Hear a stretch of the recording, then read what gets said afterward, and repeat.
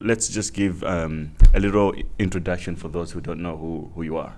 Okay, so who I am me. Right. Me is Meir Ezra. Okay. How do you pronounce your name? Meir. Meir. Oh, Yeah, okay. it's okay. the word means bring light into things in Right. Hebrew, and Ezra means to help. So let's begin from the beginning. What is your story when you were born, when you was younger? I'm interested to know that part. Okay, so I was born with my 2 feet going backward. Mhm. So for 6 years I was with the cast, and every 3 days they will cut the cast and turn the feet, break them actually. So they broke them over 6 years, and they said that I will never walk, run, definitely not go into any kind of serious physical thing. Activity. But I just didn't hear it. I was But, too but, young. but how did that affected you as a young boy? Were you kind of depressed that you couldn't do some things, or? No, I was with the cast. I was swimming. I was running, not running, but pushing myself. And I had this cart that I was on, and I will fly with it. And I've done everything. It didn't stop me at all. It was actually everything in life has to do with what you consider about it. Right. So someone can look and say, well, I'm too thin. And he will go into a disaster, and another guy will say, whoa, that's the best thing that happened to me. I can be a perfect dancer. I can do that. I can do that. Mm-hmm. So it's your consideration on the situation define the result. So, but what kind of a kid were you when you were younger? Active. Full with myself. I didn't think that anything is a problem. I don't remember myself ever being afraid of anything. What did you want to become at the time? Did you had any aspirations? I was dealing with electronics, so I don't know about this story, but when I was 3 years old, one day the radio stopped working, and I woke up in the morning, opened the radio at the back, looked, and I thought that this vacuum tube need to be replaced. I went to my dad and I told him, hey, Dad, you need to buy me this vacuum tube. And he said, how do you know? I said, how do you know your name? What do you mean, how do I know? I know. Mm-hmm. When you know, you don't ask how do you know. You just know. Right. And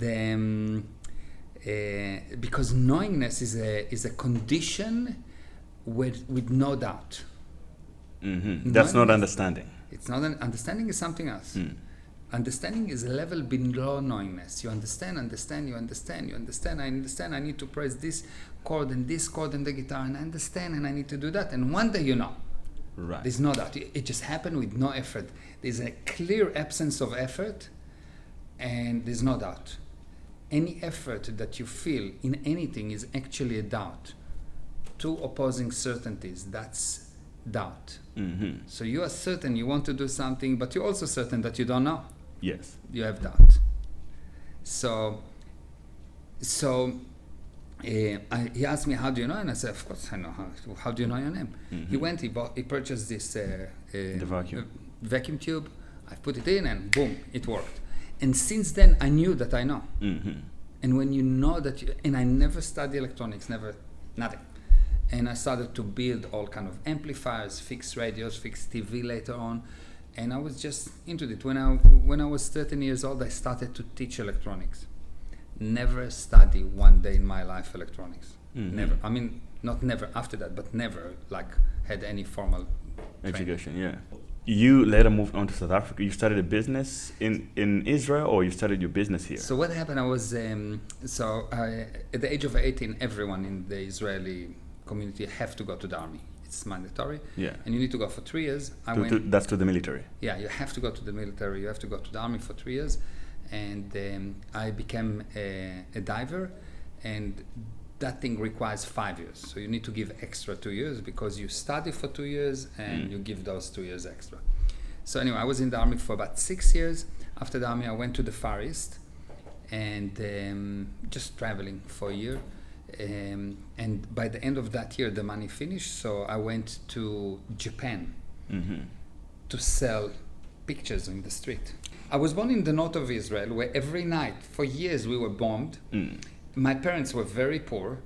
We were living 7 kids in probably a room like that, house, like not house, an apartment with the two rooms and a kitchen, 7 kids, 9 people. It was there was no condition that sets you up for success. Right. But it's bullshit. The condition has nothing to do with your success. You bring the success, not your condition. But pretty much the same when you went to military. You could have said that, hey, I was born with this condition, I can go. Yeah. I actually lied to them. I didn't tell them about the condition. I was hiding it because otherwise they wouldn't let me go there. Yes. So, okay. That's powerful. And then how did you hear of the opportunity in South Africa for you to come down here? But the parents came here. Mm-hmm. So we came to visit the parents. So just they were here. So we had we knew someone. Mm-hmm. And I decided I'm opening a computer business. And I opened a computer business. That computer business grew. I sold it, got money. And then I opened a new business. And that business went like a rocket, 100 million in 3 months. Right. So there was a point when I was doing my research, you said something about hiring. In your first business, you said at each time when it grew, things were getting even more difficult. And you tried hiring, very kind of Ivy school types to come and run it, and then things were just getting more expensive. Yes, more expensive and worse. Exactly, yeah. So could you just elaborate on that, and what did you learn about hiring, and now how do you do it? So I've learned that you never judge anyone by its cover. Mm-hmm. How a person look, what certificate he has, how he speaks, all of that, useless. The only thing that is important, can he bring results? Mm-hmm. So I'm looking for results. That's number one thing. Result, if you can show me a result, I'll take you. I don't care if I like you, or first of all, if you have a result, I like you immediately, but I don't care if I like you, if I don't like you. I don't care where you come from, nothing. You have a result, I'm yours. Why? Because results actually is the manifestation of your abilities. Mm-hmm. I cannot measure abilities by talking. I can measure abilities only by results. So results are manifestation of abilities, and everything I do based on results. So for example, most people pay salary on a monthly basis. Mm-hmm. I pay salary based on result. I define what is your result, and I say, you will get that result, I'll pay you that. If you didn't get it, I'll pay you less. If you did get it and more, I'll pay you more. Mm-hmm. So you control your own income. Income, yes. So I don't come and say, well, there's something that we call POP, pay on production. Mm-hmm. And every person that work for me, I have a specialized way to create that POP. And every company that I consulted or friends that I teach, move to that pay system. Mm-hmm. And 2 things happening. First of all, people that cannot produce leave. Right. Because they cannot make money. Exactly. They can't produce the results. Yeah. They cannot make money. Yes. So they leave. So first of all, you end up only with able people. Yeah. And the second thing that happened, you produce more with less time and the people get paid more. So I consider that the job of the owner of a company is to bring about, not the job, the product, the result, the end result. He needs to bring viable means to make 1 cent more than you lose, yes? Viable, expanding and prosperous company with increasing money to owner's reserves and a very well-paid staff. That's what an owner of a business should produce. Viable, expanding and prosperous company with increasing money to owner's reserves and a very well-paid staff. And if you don't know that's your results as an owner. Mm-hmm. If you don't know that, you will not bring it. And if you will not bring it, you will have problems, you will lose. So on your second business, when you went in, it grew to, it made you hundreds of millions. What was your response to that point? Like, did you say, okay, now I'm done, I should get back to bed and just relax? So first of all, I didn't really realize that I made so much money. Okay. It's weird. when you make I made so much money, but I didn't actually totally realize. For me, nothing changed. Nothing really changed. In my mind, nothing changed, because I never actually did it for the money. I was just having fun. So what are the things that you, I would say, the common knowledge that's not true About that money? about money, that you know that it's common out there, but you know that it's not true? Okay, so number one, you don't make money. All right. Yes, money you don't make. Okay. If you try to make money, all the people that work hard and make money don't make money. Okay. Money you have. Money is a viewpoint. It's not an action. You don't get money because you worked. You get money because of your viewpoint. Money you have. You just decide that you have money. So the whole subject of money is really simple. It's really easy to have money. What's difficult is to change your mind that it's not difficult. If you look at any skill that you have right now, at the beginning it was difficult, and you've learned, and now you've learned how to write, for example. Now it's easy to write, yes? Yeah. The whole learning process was to convince you that it's easy. Yeah, you could already write. Yeah, you could already write, but Yes. it's like you think it's difficult, and I don't know, and you go to learn. I've learn how to dance. Yeah. The more I improve, the more I actually realize it's actually quite simple. What you just step. I already know how to walk. I learn how to sing. Yes. So the whole thing is just talk. Yes. I know how to talk. Yes.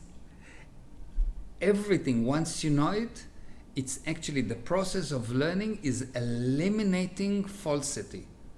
It's not adding, because you already know. The spirit knows. The spirit knows. So the first and most important things to know about money is you don't make money, you have money, because money is a viewpoint. So how then can you turn around, so someone in the 20s or 30s, they're trying to get the financial freedom right, spiritual freedom. How can one turn around that mindset to actually, to start to get it? Yeah. So you need to understand that the reason you don't get the expected result in anything in the universe is because you have something that I called fake reality. What is fake reality? It's a piece of information that you are 100% sure is right, but when you use it, it doesn't bring the expected result. The fake reality is so powerful that it is something that you're 100% sure is right. So you cannot see that it's wrong because you're sure it's right. You're sure it's the gods that upset. You can't do anything about it. You cannot do it. You don't need to do anything about it because it's true. You don't need to do anything about this thing that it's black here because it's black. It's true. Yeah. This is my hand. I don't need to do it. It's true. It's here. Yeah. But what if it's actually not black and it's just some kind of something else? Like, let's say that you think that it's black, but you touch it and you don't feel it. Yeah. So you have fake realities. Something do not make sense here. So once they figured out the solution, then there's no problem anymore. Of course. The real reality. Once you remove the fake reality, to solve any problem, you need to move a lie. To solve any problem, you need to remove a lie. But you need to know that it's a lie. But fake reality is something that you know it's true, you know it's true, you know it's true. Well, if you know it's true, it will not work. You know you cannot write, you will not write. So I'm now going to delete this fake reality by showing you slowly that you can write. But for you to learn how to write, you first need to realize, hey, this is a fake reality. I cannot write. That's a fake reality. For example, I'll give you an example with children, okay? Yeah. So parents have problem with children, yes? And they don't know how to solve it. So what they come up with a fake reality, the child is bad. So they believe the child is bad, the child is bad, the child is bad. The more you believe the child is bad, the worse the child become. So it's a fake reality. What actually the real story? The real story is children cannot be bad. Children have always good intention and sometimes bad results. But the intention is always good of a child. I never met one child, and I've handled many thousands of child, not one that have bad intention. Children, parents, teachers, society should only look at the intention and ignore the results, and everything will be good. What's the problem is that the parents pick up this fake reality that the child is bad, or he has attention deficit disorder, or he's sick, or is that all nonsense. I didn't see one child that we could not totally handle by knowing if the results are not perfect. It's only because the parents don't see the good intention. Mm-hmm. So how do you apply that kind of logic to, say, in a work environment or in family, when you're dealing with adults, for example? Because that, I think, would be much more interesting, since they have been indoctrinated for a very long time already, to think in a certain way. Now, let's look at a client, okay? You come to a client and you want to sell him something, okay? And the client said no.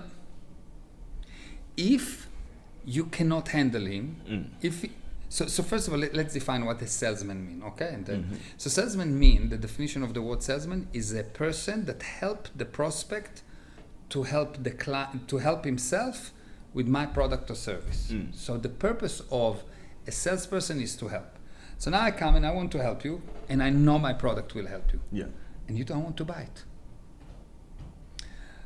So obviously I, the salesman, need to look at what is the fake reality that you have and handle the fake reality. Right. So if I know that you simply have a fake reality, but you have good intention, I will not think, well, this guy is a bad guy, or he doesn't want to buy from me, or he wants to buy from the competition, all those things that goes in your mind. If you just sit in front of your client and say, this guy have a good intention, I really like him. Yeah. He has a good intention, and I just need to find the fake reality. What will happen all of a sudden, you become very interested in this guy, in his viewpoint. And when you become interested in a viewpoint, the other person become interesting for you. And because he feel that you are interested in him, he will be super willing to look, delete his fake reality, and you will win, because you will work with his good intention, know his problem. He's got a fake reality. He's not a bad person. And you'll see that you will close 100% of the deals. If you just understand this one principle, you close all the deals of qualified prospects, because you'll be interested, you'll be willing to listen to him, to find the fake reality. For example, if you have a child, let's take a child, and the child, you're the salesman, and your child is the prospect, and you need to give him medicine. You need to close him. He hates the medicine. He doesn't want it. I used to hate medicine a lot. Now, as a salesman, if you're the father and you love your child, you are really interested. You are very, very willing to listen and convince him and find out, but you're not going to leave the deal. He's going to buy. He's going to take that medicine. There's no question about it. He will take the medicine. That's the viewpoint of a salesman. Okay. Then, a lot of salesmen are doing it wrong out there. Of course. That's why the closing rate is 20%. Yes. 20% is nothing. Yeah, because to most salesmen, it's like, it's either you seem interested or I just move on. That's correct. No. Yeah. So I wanted to ask you this: how much of your life has been planned or designed? Like, at what stage you're gonna have kids, and how many kids you're gonna have, what you're gonna do at age X or certain time? 0. Okay. I don't plan anything. I plan everything, but I don't plan anything. What do I mean? When I have a target, I plan it.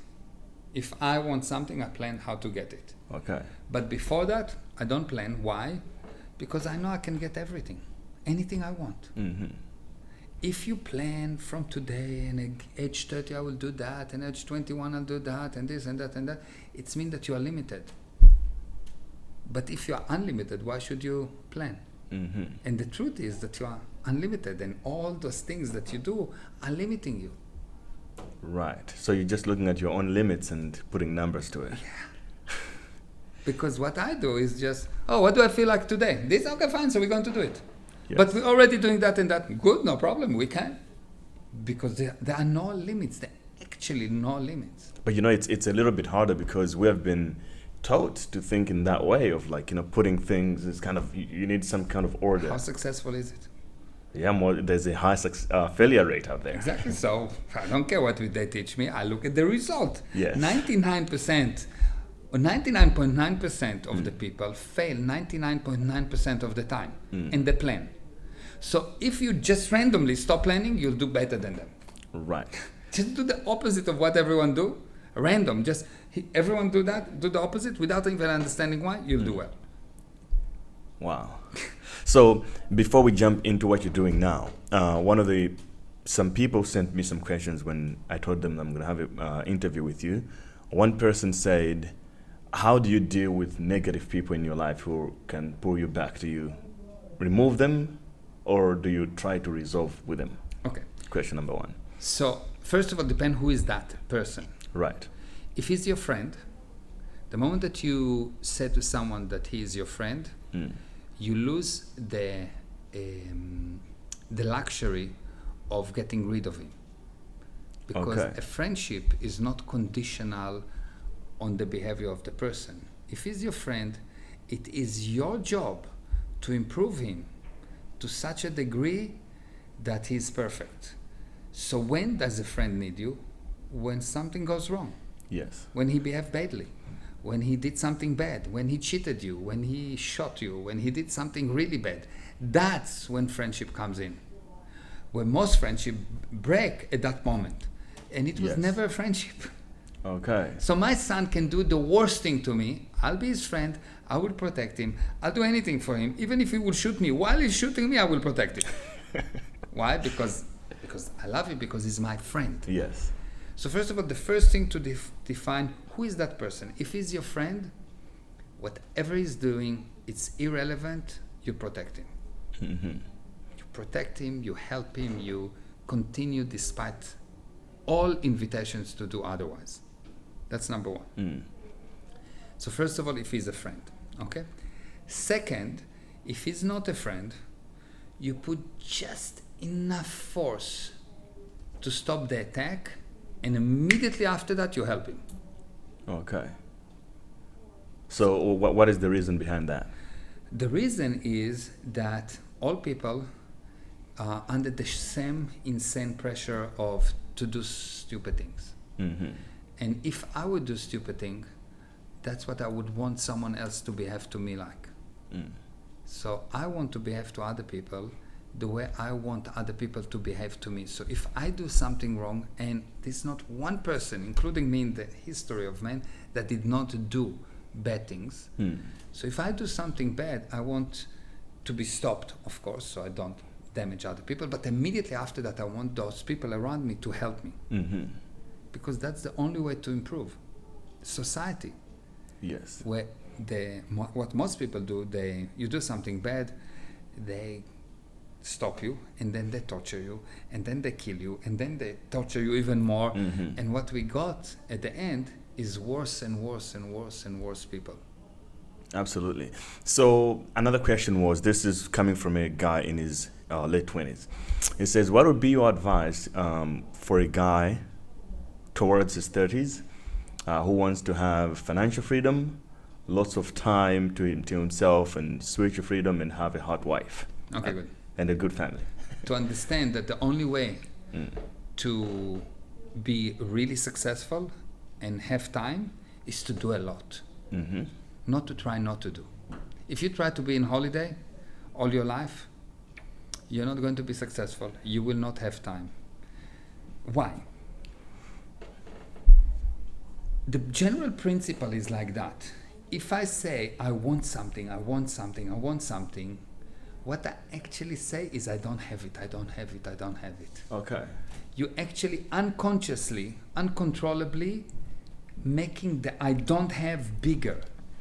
If you say right now, my arms is not painful, my arms is not painful, my arm is not painful, it will start to be painful, because only when it's painful you will say it's not. Mm-hmm. Yes. So when someone say, I want to be successful, I want to be successful, I want to be successful, he will fail. If someone say, I want to have time, I want to have time, I want to have time, he will not have time. So the first thing to know, that in anything you do in your life, you need to be willing to win and lose with the same level of enthusiasm. Okay. Pain or no pain, pleasure or pain, fun or no fun, time or no time. Any things that come, welcome. I Okay. can take it. Why? Because I create it. Yes.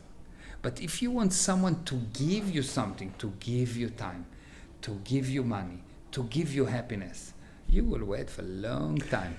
Probably never see it. You'll never see it, yes. So first of all, don't try to have no time. But, so what do? You go for something of, good, I just want to enjoy the game. Yes. It's a game. I just want to enjoy the game. I'm just enjoying the game. So which game I would like to play? This. Good, I'm going to enjoy the game. If I'm going to lose everything, including my body, wonderful. Why will I do parachuting? Why will I do kite surfing? Why will I do anything extreme? Because of the enjoyment of the game. Mm-hmm. So the only thing you do, you enjoy the game. I go to business because I enjoy business. I go into business only because I enjoy business. Every time I went to business because I wanted to make money, I lost money. Okay. Yeah, it's weird. It sounds weird. But the only way to win, for sure, is to be willing to win and lose with the same level of enthusiasm. Because whatever comes, you can handle. So what you're saying essentially is that it's not about the tools and tricks and that you have to do something. It's really winning and success is really a mindset. It starts here. Yeah. And then all the rest comes automatically. Of course, you need an email program. Of course, you need to know how to read the balance sheet. Of course, you need to know all kind of things. But that will happen automatically if your mindset is, yes, I'm willing to play that game. Mm-hmm. So anything that you will require will be no problem, of course, because you are powerful. You decide that you can.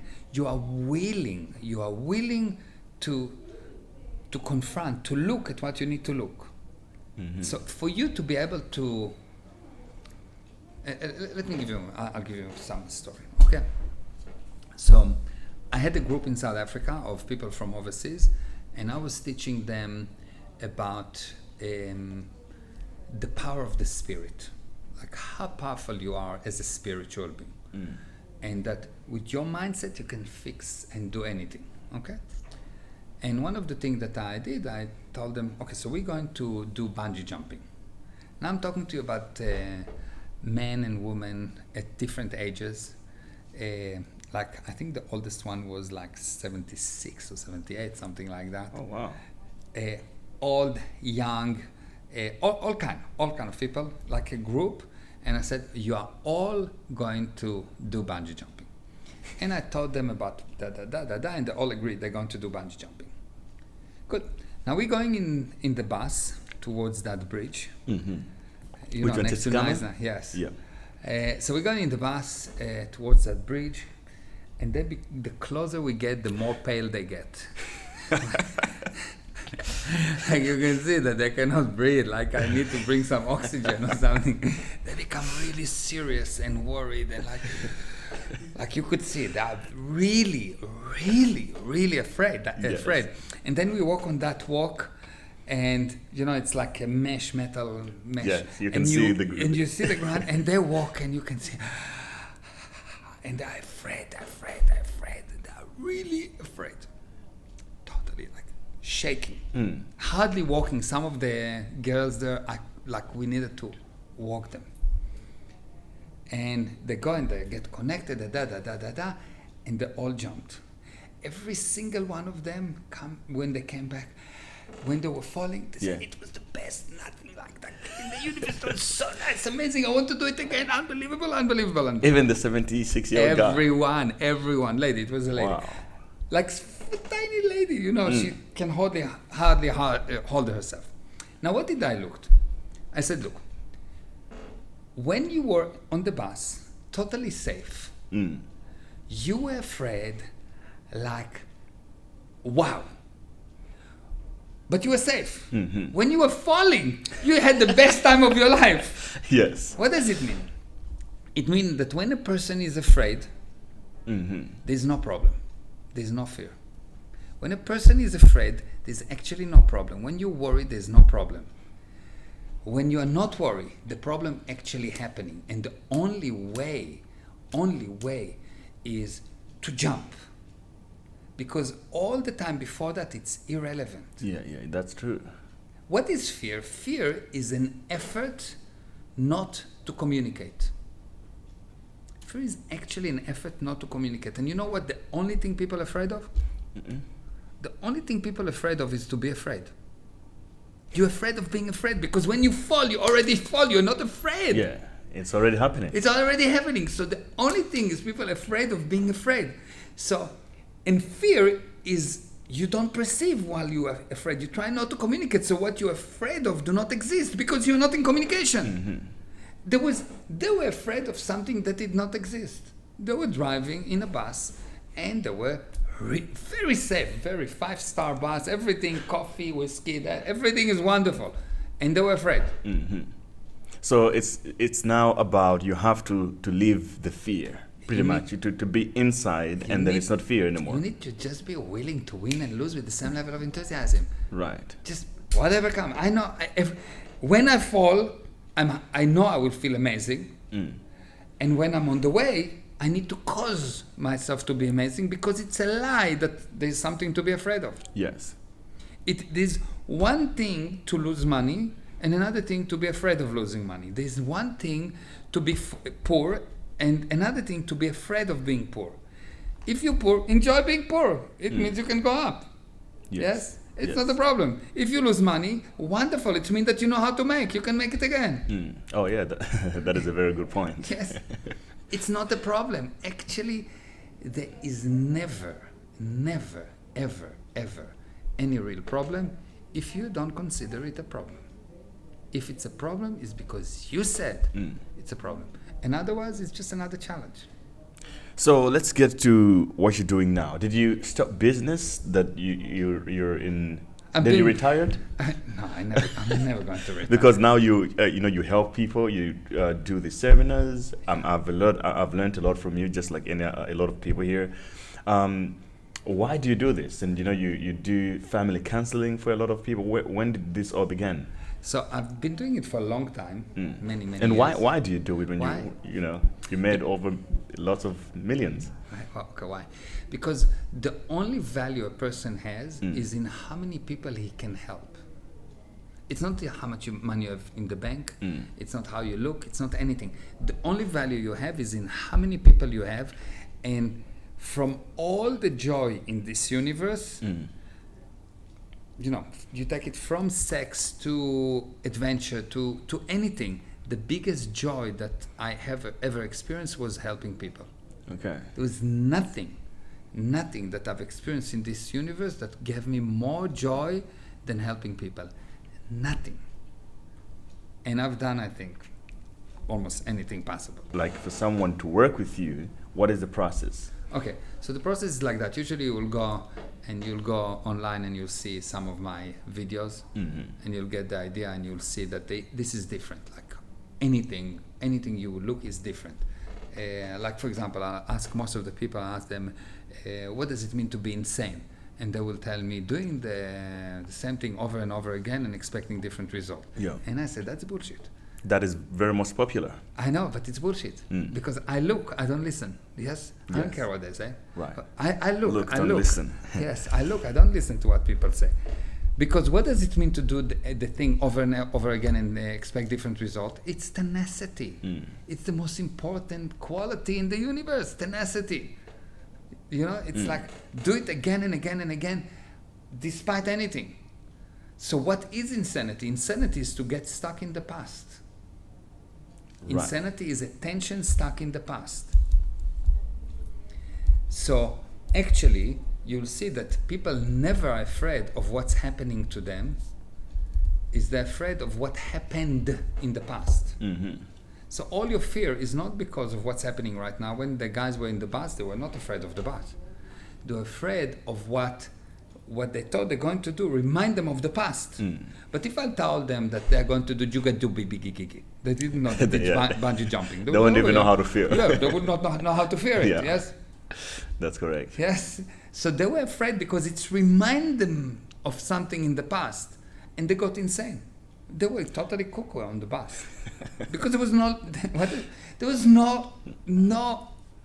no danger whatsoever, and they were afraid. And when they were falling, they were amazing. Yes, we love it.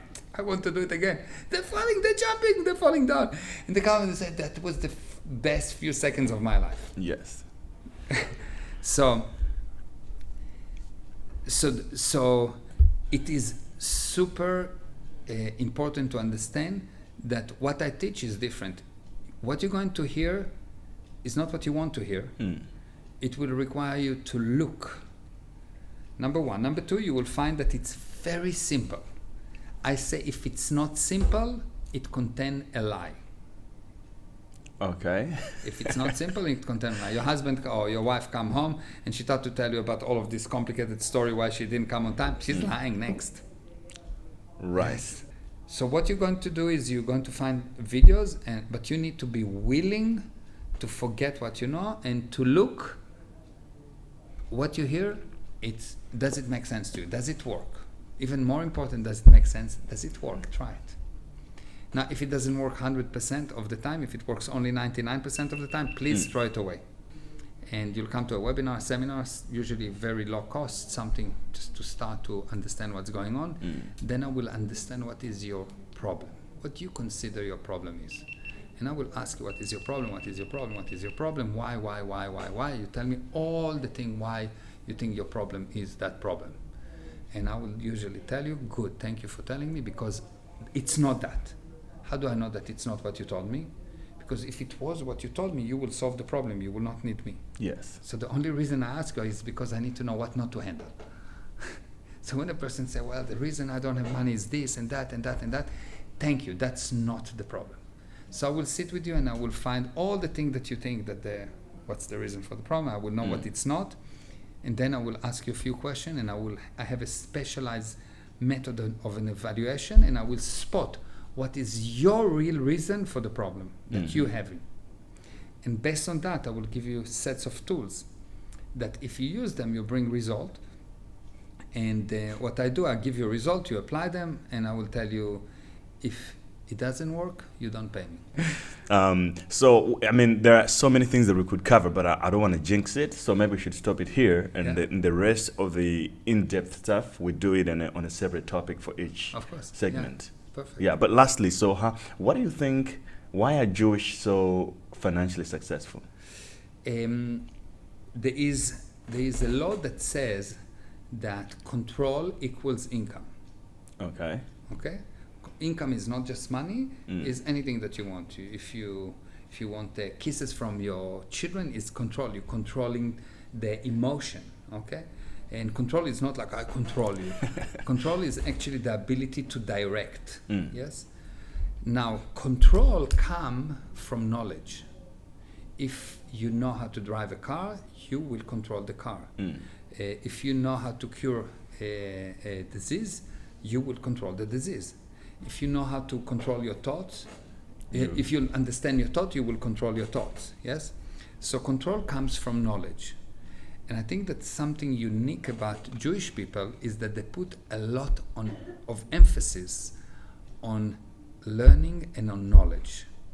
So they put huge emphasis on knowledge for many, many, many, many, many years. And I think that's the big, big factor. So I don't think that it's so much the religion, but it's the viewpoint of how important knowledge is. You take Israel. Israel is a desert. It's nothing. It's nothing. But it's one of the most successful countries in the world in terms of what? Knowledge. Yes. Knowledge. Knowledge fixes everything. Knowledge fixes everything. If you know, you control.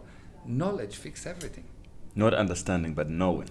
Knowledge, no. Yeah, and we need to define what is it knowledge and how do you get knowledge. Yes. Because people mix words. There's not two words that are the same in the dictionary, in any dictionary. Okay. Knowledge and understanding and knowing are three totally different words. And if you don't understand it, you will not be able to achieve it.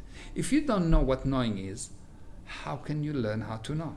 If you don't know what understanding or knowledge is, how can you get understanding? Can you get knowledge if you don't know what knowledge is? You need knowledge to control, to get income. I promise you that 99.99999% of society have no idea what knowledge means, not because I'm guessing, because I've lectured to tens, maybe hundreds of thousands of people, and I've asked again and again, what is knowledge? Never. I don't think that even once someone just came to me and told me knowledge is that. They don't know. They don't know. There's so many, they give you so many definitions. Give opinions, not an actual definition. And how do you know if the definition is right? It applies to all cases. If someone tell me, knowledge is what I feel that is right. Okay, and I heard that definition. Like, okay, fine, wonderful. Let's see, how can we give you more knowledge? Okay, does it bring control? No. Well, that means it's no knowledge. It's not knowledge, because knowledge brings control. Right. This was perfect. I really appreciate it. Thank you. Thank you. Thank you so much. Looking forward to the other segments. I think that's... Whenever you're ready. Yeah.